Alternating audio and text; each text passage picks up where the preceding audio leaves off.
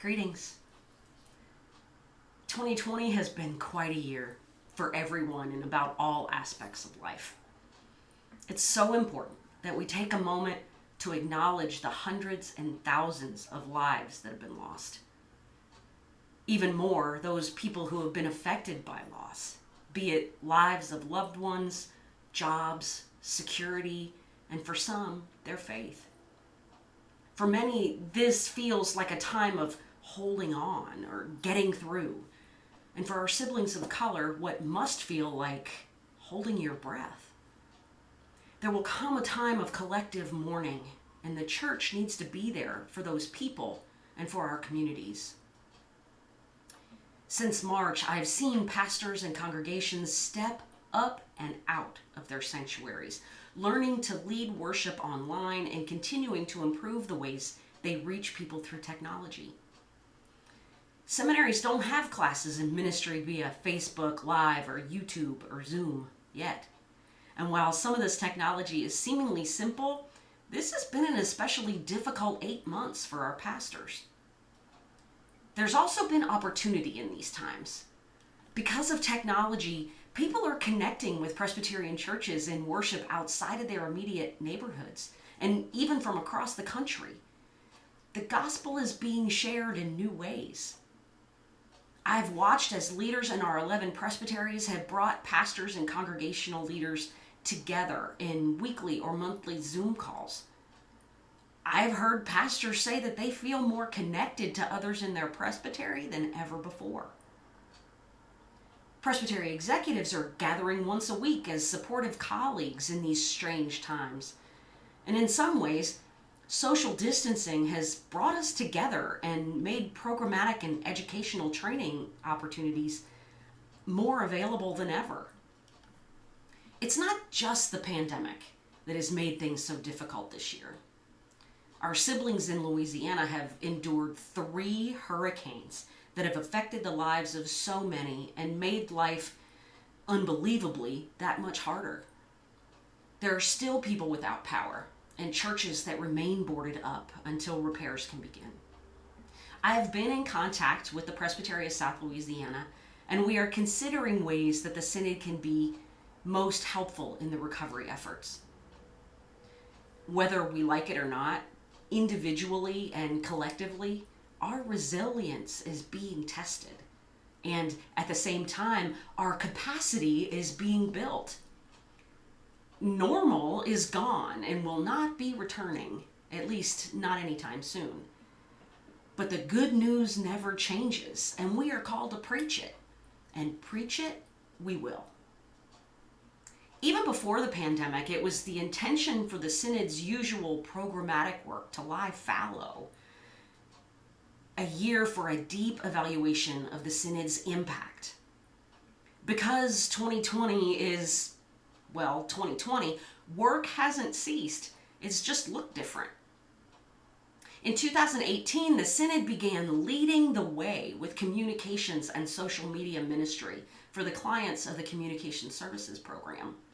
But this year, our efforts have expanded into webinars on authentic online worship, building resilience, and relief offerings through the Board of Pensions. All of those still available on our growing YouTube channel. Expect more growth of this equipping ministry very soon. The Synod's assessment process isn't over either. It's ongoing. The hope is that we will continue to learn and grow from intentionally asking questions like, are we living out our mission statement to connect, equip, and empower for Christ's mission in ways that are equitable, just, and supportive? Who and what kind of programs, networks, and institutions does the Synod support financially or otherwise? Who and what kind of programs, networks, and institutions does the Synod not support financially or otherwise? Where have we, as the Synod, been complicit in perpetuating systemic racism and failed our siblings in Christ? It can be really difficult to ask and honestly answer these questions when we are deep inside of the work ourselves. I pray that we will be open-hearted and willing to listen with an ear towards justice and push one another to that end. Now, amidst all of this, it might not seem like the best time for a sabbatical. But everyone, including my husband, can breathe a collective sigh of relief. It's over. And yet, I cannot thank you all enough for the time and space for a refreshing journey. It was good. Incredibly good, in fact. We took time to do a couple of extended camping trips. I took several online courses, some for fun and some for continuing education. I spent time in what I am now calling my art studio, painting and pushing my creative boundaries. I spent time in my gardens, vegetable and butterfly, and some time with family. Because of the pandemic, there are plenty of things I had hoped to do but couldn't. And that's okay. I did allow the days of the calendar to pass with little regard. For me, during a normal year, that would be a huge thing. In a pandemic, not as much. But all of that means that I've had plenty of time to reflect. In every mid-council of the church, presbyteries or synods, there's a certain amount of codependency. That's especially true for synods. Pastors are members of a presbytery, accountable to the presbytery. Even when elected as a commissioner, you, whether you're a pastor or a ruling elder, are still volunteers. That is exactly why it is so easy for someone in my role to slip into a place that's more than facilitating. It can be a very delicate and sometimes lonely dance. I recall when the coordinating team asked me to step into the role of acting synod leader back in 2015. And even before that, when I was asked about my vision for the synod, my response has always been that the role should be more of a facilitator.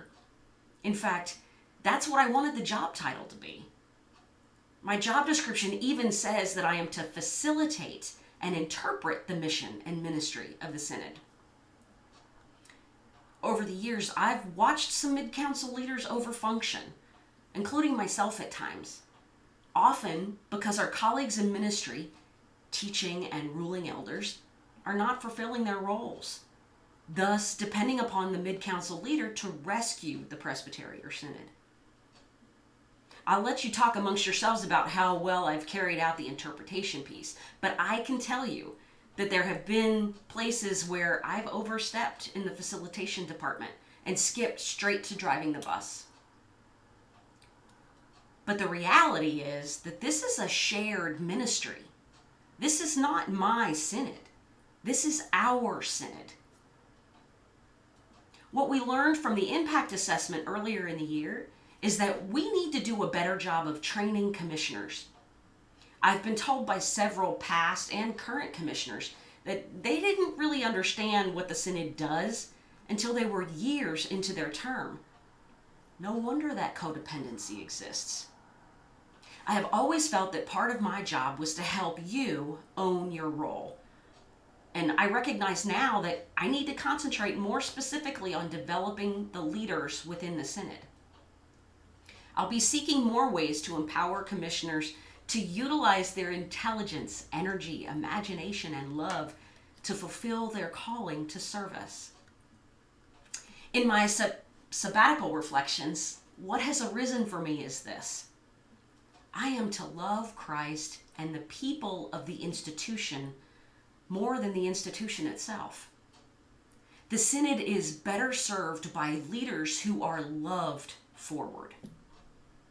So I'm committed to loving you forward as leaders of the synod by accompanying each commissioner in their synod journey, by being attentive to the committees and their needs for resources and training, by being an authentic leader and providing space for authentic and accountable relationships, by being an advocate for you and the work of your committees, and by doing all things from a perspective of abundance, because the gifts of God and God's mercy are never ceasing.